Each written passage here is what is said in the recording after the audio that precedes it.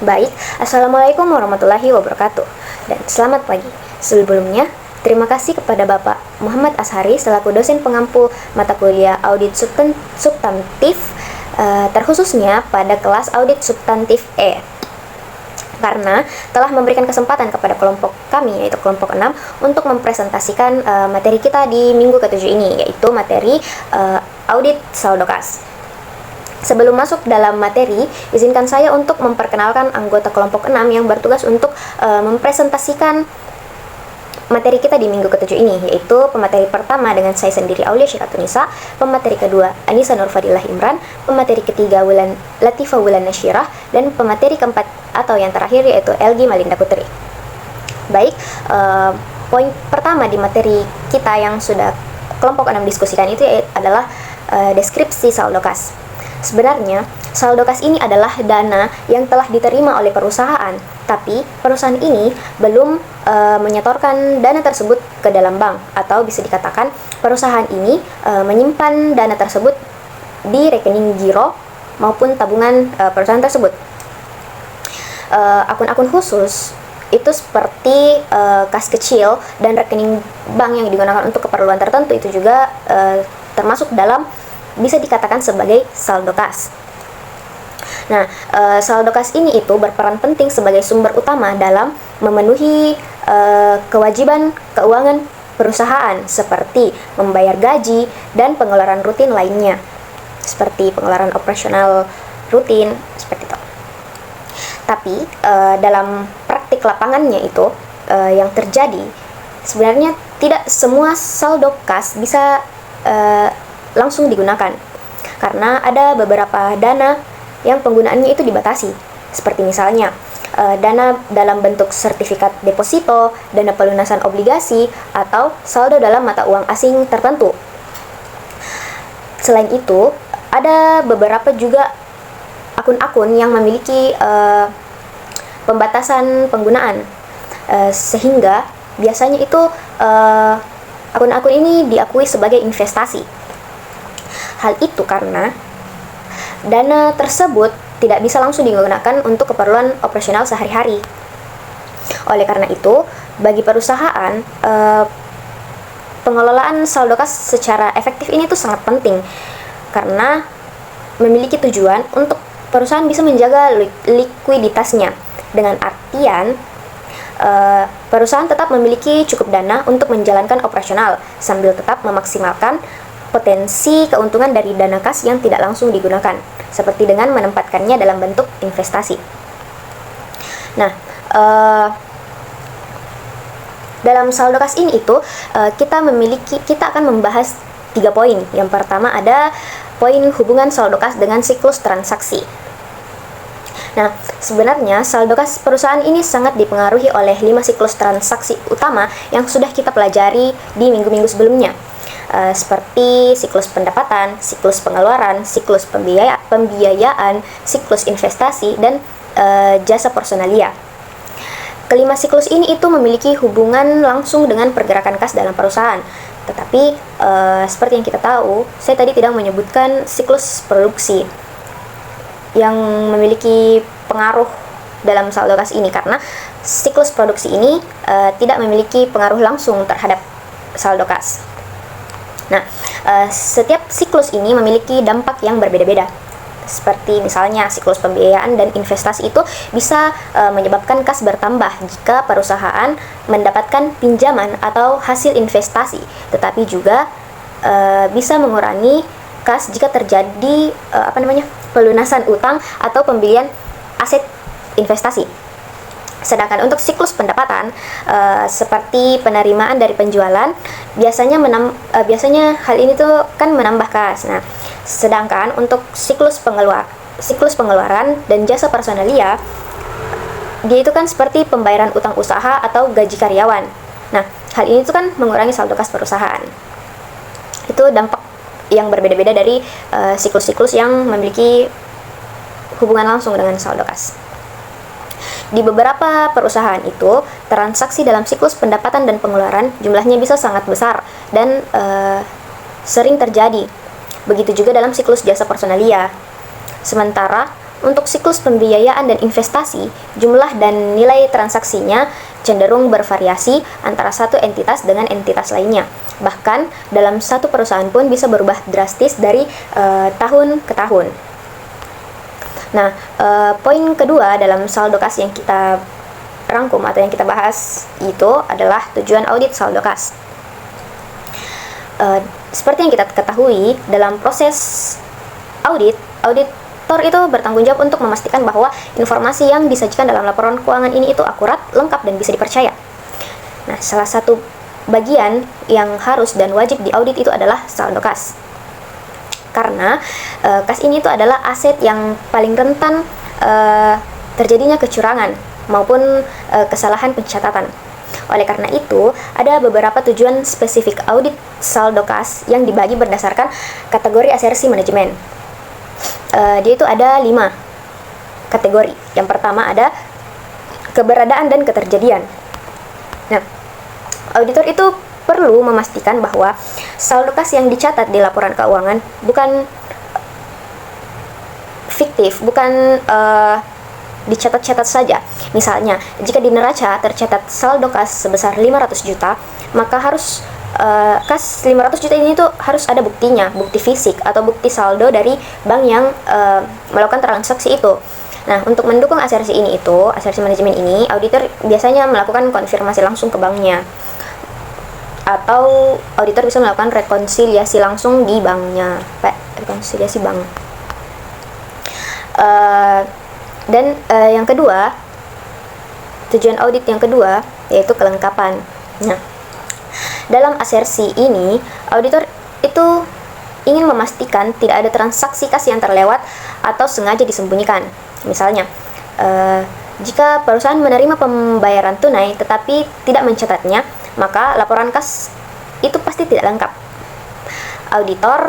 Tugasnya auditor itu akan menelusuri sumber dokumen yang dokumen itu seperti bukti penerimaan, laporan penjualan, atau bukti setoran untuk memastikan kelengkapan pencatatan. Selanjutnya, yang ketiga yaitu hak dan kewajiban. Nah, tidak semua kas yang tercatat dalam laporan keuangan itu otomatis menjadi milik perusahaan. Bisa jadi ada dana yang dititipkan oleh pihak lain atau kas yang dijadikan jaminan dan tidak bisa digunakan. Auditor itu perlu mengevaluasi apakah kas yang dilaporkan memang hak milik perusahaan, bukan milik entitas lain dan tidak sedang dibatasi penggunaannya. Nah, yang keempat itu ada penilaian atau alokasi. Sebenarnya, saldo kas harus bisa direalisasikan sesuai dengan nilai yang tercantum di laporan keuangan. Jika terdapat perbedaan kurs atau untuk kas dalam mata uang asing, maka harus dilakukan penyesuaian. Auditor juga itu akan memeriksa jadwal pendukung seperti perhitungan kurs untuk memastikan bahwa nilai kas yang disajikan mencerminkan nilai wajar pada tanggal neraca. Nah, yang terakhir itu ada penyajian dan pengungkapan. Sebenarnya dalam saldo kas itu harus diklarifikasikan dengan tepat. Misalnya dipisahkan antara kas di tangan, kas di bank, dan kas yang dibatasi penggunaannya. Selain itu, informasi penting seperti batasan penggunaan jasa, jaminan atau kas, saldo kompensasi, atau perjanjian kredit itu juga harus diungkapkan. Harus realistis. Auditor itu harus mengevaluasi catatan atas laporan keuangan untuk melihat apakah seluruh informasi ini sudah diungkapkan secara wajar sesuai standar akuntansi yang berlaku. Nah, setelah kita membahas hubungan saldo kas dengan siklus transaksi dan tujuan audit, poin terakhir itu ada pertimbangan perencanaan yang akan dipresentasikan oleh presentator kedua. Nah, selanjutnya kita akan membahas terkait pertimbangan perencanaan audit. Sebelum mulai audit, auditor perlu mempertimbangkan hal-hal yang harus dipikirkan agar proses audit berjalan efektif, efisien, dan sesuai standar. Seperti yang kita lihat bahwasanya ada 4 aspek. Yang pertama, materialitas. Yang kedua, risiko inheren atau risiko bawaan. Yang ketiga, risiko prosedur analitis. Dan yang terakhir, risiko pengendalian. Kita akan membahas satu-satu. Yang pertama kita bahas materialitas. Nah, meskipun kas biasanya hanya mewakili sebagian kecil dari total aset atau aset lancar perusahaan, bukan berarti bisa dianggap sepele. Nah, dalam praktiknya, kas terlibat dalam banyak transaksi dari berbagai siklus akuntansi seperti penjualan, pembelian, penggajian, dan lainnya. Karena itu, jumlah uang yang keluar masuk melalui akun kas bisa sangat besar. Bahkan, volume transaksi yang berkaitan dengan kas seringkali jauh lebih besar dibandingkan akun-akun lainnya. Jadi, meskipun dari sisi nilai kas terlihat kecil secara aktivitas dan frekuensi, kas punya peran yang sangat signifikan dan tidak bisa diabaikan dalam proses audit. Kemudian yang kedua, risiko inherent atau risiko bawaan. Karena tingginya jumlah transaksi yang berkaitan dengan kas, maka risiko bawaan atau risiko inherentnya juga ikut meningkat. Risiko ini terutama berkaitan dengan keberadaan dana, apakah transaksi yang terjadi benar-benar nyata, serta apakah semua transaksi kas sudah dicatat dengan lengkap. Selain itu, kas juga sangat liquid, artinya mudah dicairkan dan dimanfaatkan, sehingga lebih rentan terhadap pencurian atau kecurangan. Berbagai bentuk penyelewengan terhadap kas sudah sering terjadi, dan inilah yang membuatnya perlu diawasi secara ketat.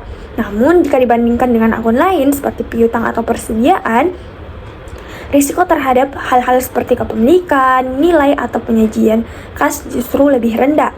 Ini karena kas tidak melibatkan estimasi kompleks atau penilaian akuntansi yang rumit. Sifatnya yang sederhana membuatnya lebih mudah untuk dipastikan kebenarannya secara langsung. Kemudian, yang ketiga, risiko prosedur analitis. Nah, saldo kas bisa sangat dipengaruhi oleh strategi dan keputusan manajemen, baik yang terkait dengan kegiatan operasional, investasi, maupun pembiayaan. Karena itu, dalam beberapa kasus, saldo kas tidak selalu menunjukkan pola yang tetap atau hubungan yang jelas dengan data keuangan lainnya, baik dari tahun-tahun sebelumnya maupun dalam periode berjalan. Namun, jika perusahaan memiliki perencanaan keuangan yang baik, biasanya mereka menyusun anggaran kas. Anggaran ini mencakup 3 hal utama. Yang pertama, proyeksi penerimaan kas biasanya berasal dari estimasi penagihan piutang. Dan yang kedua, proyeksi pengeluaran kas untuk mendukung operasional. Dan yang ketiga, rencana aktivitas investasi dan pembiayaan. Nah, dengan adanya anggaran ini, auditor dapat melakukan prosedur analitis yang membandingkan saldo kas aktual dengan angka proyeksi. Selain itu, auditor juga mempertimbangkan kebijakan perusahaan seperti saldo kas, minimum yang harus dijaga, atau rencana penggunaan kelebihan kas untuk investasi. Nah, bila data aktual sesuai dengan ekspektasi yang masuk akal, maka hasil dari prosedur analitis ini bisa menjadi bukti yang cukup untuk mendukung asersi keberadaan, kelengkapan, dan penilaian saldo kas. Kemudian, yang terakhir, risiko pengendalian. Nah, pengendalian internal atas kas sangat penting karena transaksi kas terjadi secara rutin dan seringkali dalam jumlah besar. Sistem pengendalian ini mencakup berbagai elemen, mulai dari lingkungan pengendalian, penilaian risiko, hingga mekanisme komunikasi, informasi, dan pemantauan. Dalam praktiknya, pengendalian internal juga melibatkan penggunaan dokumen pendukung, pencatatan yang akurat, serta pembagian tugas yang jelas agar tidak terjadi tumpang tindih atau konflik kepentingan. Kalau sistem pengendalian ini berjalan dengan baik, maka perusahaan bisa mengelola dan mengawasi kas dengan efektif. Ini akan membuat auditor menilai risiko pengendalian kas sebagai rendah, namun karena kas sangat rawan disalahgunakan, auditor tetap akan melakukan evaluasi mendalam terhadap sistem pengendalian yang ada. Setiap kelemahan yang ditemukan harus dikomunikasikan dengan jelas kepada pihak manajemen agar segera bisa ditindaklanjuti dan diperbaiki. Selanjutnya, pengujian substantif atas saldo kas. Nah, seperti yang kita lihat bahwasanya ada 6 prosedur audit yang dilakukan auditor untuk membuktikan bahwa saldo kas yang tercatat di laporan keuangan adalah benar, akurat, dan bebas dari salah saji material. Nah, prosedur tersebut yang pertama menentukan risiko deteksi, kemudian yang kedua merancang pengujian substantif, yang ketiga prosedur awal, keempat prosedur analitis, kelima pengujian rincian transaksi, dan yang terakhir pengujian rincian saldo. Kita akan bahas satu-satu. Yang pertama, terkait menentukan risiko deteksi. Beberapa pemilik usaha kecil menginginkan auditor untuk melakukan audit kas secara menyeluruh guna memastikan keabsahan saldo kas mereka. Oleh karena itu, auditor cenderung menerapkan pendekatan substantif yang berfokus pada pengujian rincian. Meskipun model risiko audit mungkin menunjukkan bahwa pendekatan tersebut tidak selalu diperlukan jika prosedur analitis atau pengadilan internal sudah berjalan dengan efektif. Di beberapa perusahaan, auditor tidak selalu langsung terjun mendalami saldo kas. Ada kalanya, klien lebih mengendalikan CFO atau tim audit internal mereka untuk melakukan evaluasi terlebih dahulu. Dalam situasi seperti ini, auditor akan menyesuaikan pendekatannya. Lingkup audit disusun berdasarkan kebutuhan spesifik, tujuannya tetap sama, yaitu memastikan apakah laporan keuangan sudah disajikan secara wajar atau belum. Seperti yang sudah dibahas sebelumnya, saldo kas memiliki risiko inheren yang tinggi karena sifatnya yang mudah disalahgunakan. Akurasi dalam prosedur analitis sangat tergantung pada seberapa baik perusahaan menyusun anggaran atau proyeksi kas mereka. Kalau proses anggarannya kuat, hasil analisisnya pun bisa lebih diandalkan. Untuk menilai risiko pengendalian yang berkaitan dengan transaksi kas, auditor biasanya menggunakan pendekatan yang terintegrasi. Artinya, penilaian saldo kas dan transaksi kas dinilai secara keseluruhan. Selain itu, auditor juga bisa menggunakan alat bantu seperti model risiko audit atau matriks risiko. Alat ini membantu menentukan seberapa besar risiko yang masih diterima untuk setiap aserti, khususnya saat memeriksa saldo kas. Selanjutnya, prosedur kedua merencanakan pengujian substantif. Nah, beberapa dari pengujian ini berlaku untuk lebih dari satu tujuan audit, dan setiap tujuan didukung oleh berbagai pengujian yang mungkin tidak semua pengujian dapat dilaksanakan dalam setiap audit. Setiap jenis pengujian yang dilakukan oleh auditor akan dijelaskan lebih lanjut di bagian berikutnya. Nah, penjelasan ini juga akan mencakup kapan suatu prosedur bisa saja tidak dilakukan, serta bagaimana pengujian tersebut bisa disesuaikan tergantung pada tingkat risiko yang ada.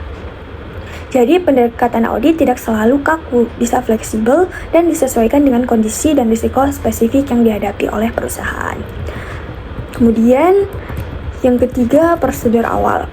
Langkah pertama dalam memverifikasi saldo kas adalah menelusuri saldo awal periode berjalan hingga saldo akhir yang telah diaudit pada kertas kerja tahun sebelumnya, jika berlaku. Auditor perlu memeriksa aktivitas di akun kas selama periode berjalan, terutama memperhatikan jurnal yang terlihat tidak biasa atau transaksi besar yang perlu ditelusuri lebih lanjut.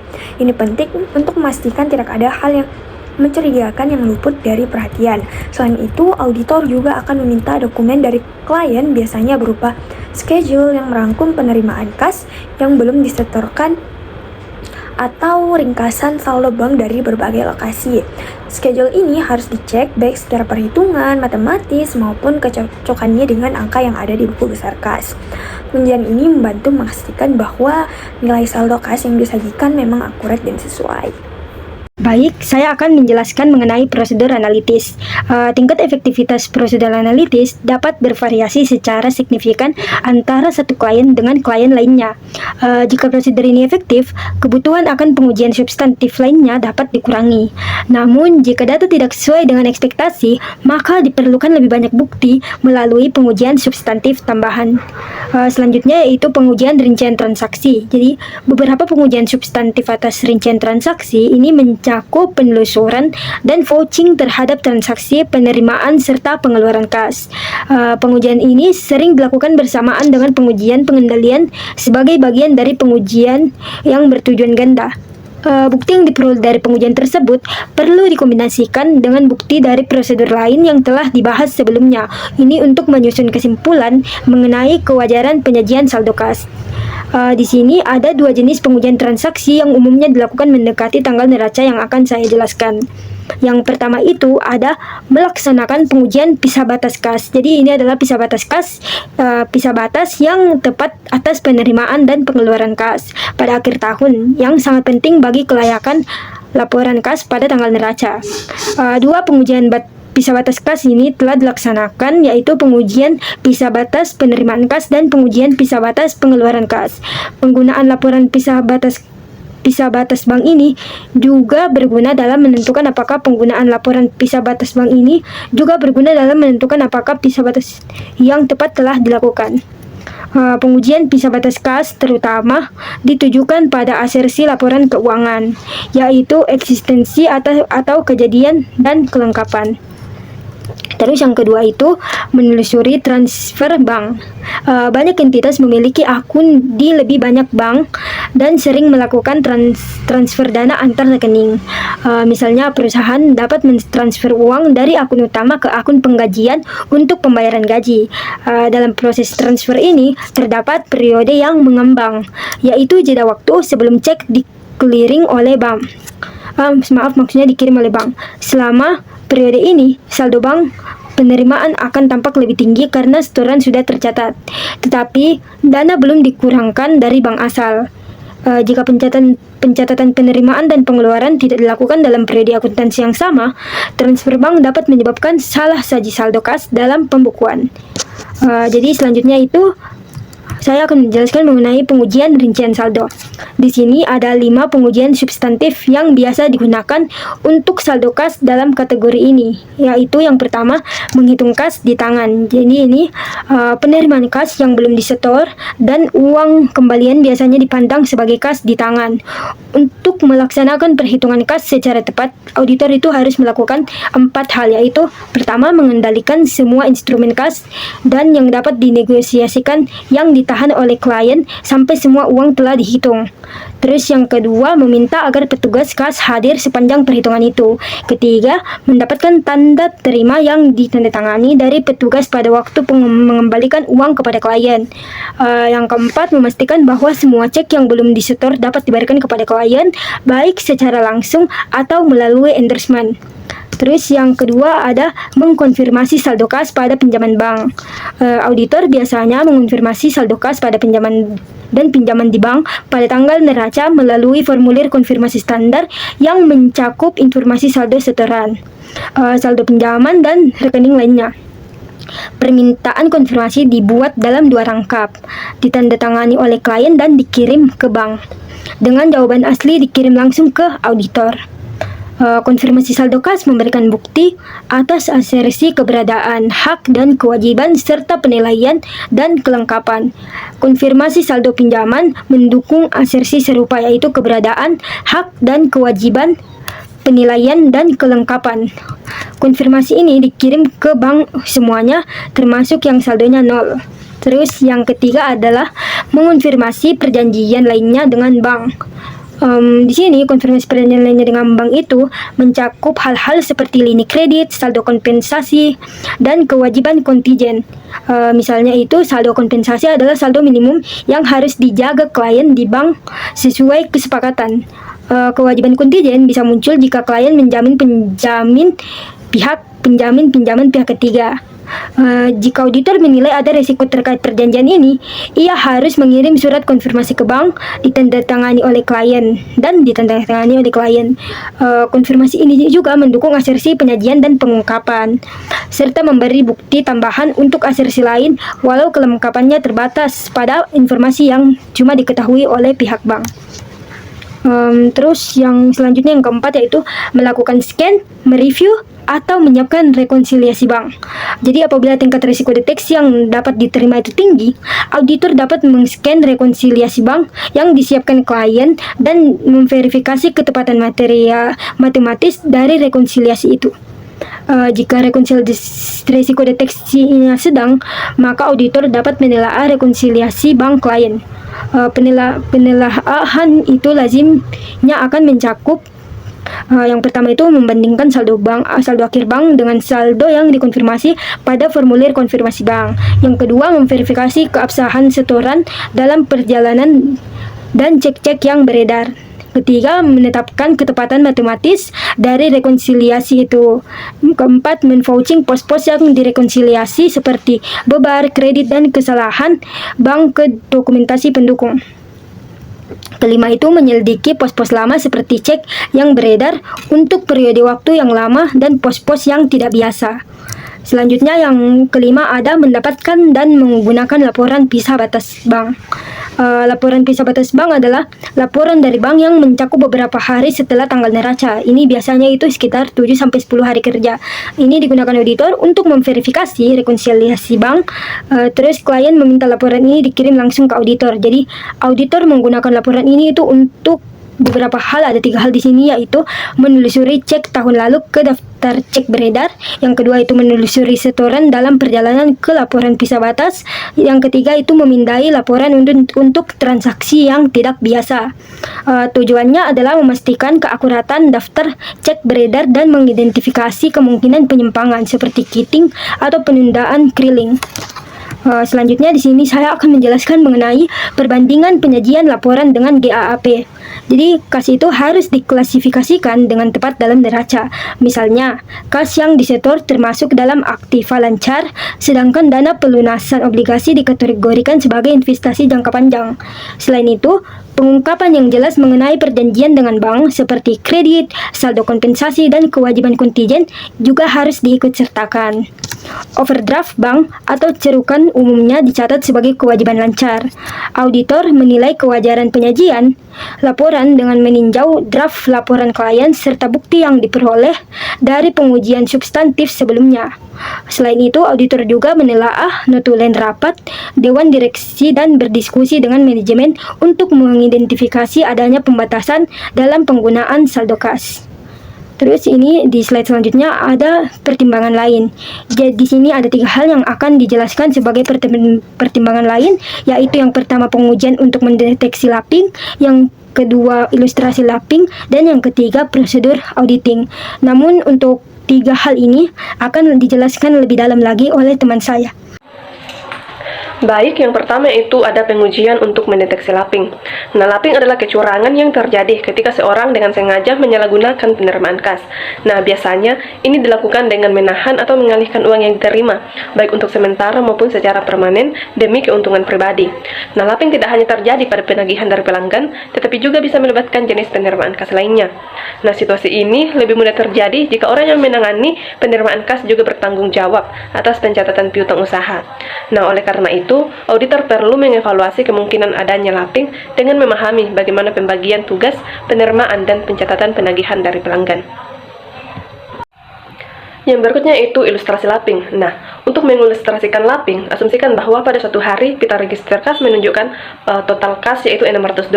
Nah, sementara itu, seorang pelaku lapping yang bertugas membuka surat berisi satu pembayaran kredit menemukan cek senilai $200 dari pelanggan A. Nah, pelaku lapping kemudian mengambil kas senilai $200 tersebut dan menghilangkan semua bukti terkait penerimaan kas, kecuali cek dari pelanggan. Dalam pencatatan akuntansi, jurnal penerimaan kas tetap sesuai dengan catatan mesin kas, yaitu $600, tetapi selip setoran hanya mencantumkan uang tunai sebesar $400 dari cek dari pelanggan A sebesar $200. Nah, dalam upaya menyembunyikan kekurangan tersebut, pelaku biasanya melakukan 2 langkah. Yang pertama yaitu mereka memastikan saldo di pembukuan tetap sesuai dengan jumlah di bank agar rekonsiliasi bank tidak mendeteksi adanya selisih. Kemudian yang kedua yaitu mereka mengoreksi akun pelanggan dalam waktu 3 atau 4 hari setelah pembayaran sebenarnya diterima, sehingga jika ada perbedaan bisa dijelaskan sebagai penundaan penerimaan untuk uang atau pembukuan. Kemudian ada prosedur auditing. Nah, pengujian untuk mendeteksi lapping hanya dapat dilaksanakan apabila resiko pengendalian untuk transaksi penerimaan kas sedang atau tinggi. Nah, ada 3 prosedur yang dapat mendeteksi lapping, yaitu yang pertama, mengkonfirmasi piutang usaha. Nah, pengujian ini akan lebih efektif jika dilakukan secara mendadak pada tanggal diterima. Nah, dengan cara ini akan mencegah pelaku lapping untuk membuat akun menjadi mutakhir. Nah, sebaliknya, jika konfirmasi dilakukan pada tanggal neraca, efektivitasnya bisa berkurang karena pelaku lapping mungkin sudah mengantisipasi prosedur ini dan menyesuaikan saldo akun yang sudah lab agar terlihat benar. Kemudian yang kedua ada melakukan perhitungan kas secara mendadak. Nah, perhitungan kas mencakup pengecekan uang logam atau koin, uang kertas, serta cek pelanggan yang ada di tangan. Nah, auditor harus memastikan bahwa dana tersebut benar-benar disetorkan.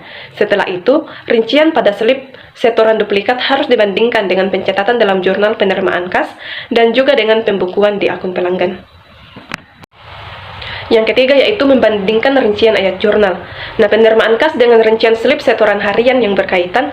Prosedur ini dapat membantu mengidentifikasi perbedaan rincian. Nah, apabila tugas dalam penerimaan pembayaran melalui pos telah dibagi dengan baik, beberapa auditor lebih memilih menggunakan daftar pendahuluan dalam proses ini. Nah, dalam situasi tersebut, tanggal pembayaran yang seharusnya akan dibandingkan dengan tanggal pencatatannya di buku besar piutang usaha. Baik, pembahasan berikutnya itu tentang jasa bernilai tambah yang berkaitan dengan sekuritas yang mudah dipasarkan dan saldo kas. Nah, tidak semua perusahaan menerapkan praktik umum dalam memprediksi saldo kas dan mengembangkan kebijakan investasi kelebihan kas. Akuntan publik memahami bahwa perusahaan bisa memanfaatkan kelebihan kas untuk investasi jangka pendek jika dana tersebut belum dibutuhkan untuk membayar kewajiban lancar, bahkan dalam periode singkat seperti semalam. Nah, selain itu, penggunaan lembar kerja elektronik memudahkan akuntan dalam membuat model peramalan saldo kas bulanan. Nah, berikut ada beberapa manfaat tambahan yang bisa diberikan akuntan publik berdasarkan wawasan yang diperoleh selama audit atas sekuritas yang mudah dipasarkan dan saldo kas. Yaitu yang pertama, menentukan faktor utama yang mempengaruhi peramalan saldo kas, seperti arus masuk dan penerimaan kas dan pembayaran beban operasi. Kemudian yang berikut yaitu membantu manajemen dalam menyusun model peramalan saldo kas, termasuk kebutuhan pinjaman atau potensi kelebihan saldo kas yang tersedia untuk diinvestasikan. Yang berikut yaitu mengidentifikasi peluang perbaikan dalam kebijakan bisnis, seperti perubahan kebijakan kredit atau perubahan manajemen persediaan yang akan meningkatkan arus kas. Kemudian yang berikut yaitu memberikan panduan dalam menyusun kebijakan investasi jangka pendek untuk memanfaatkan kelebihan kas. Dan yang terakhir yaitu mengidentifikasi peluang untuk meningkatkan tingkat pengembalian atas investasi jangka pendek dan kelebihan kas.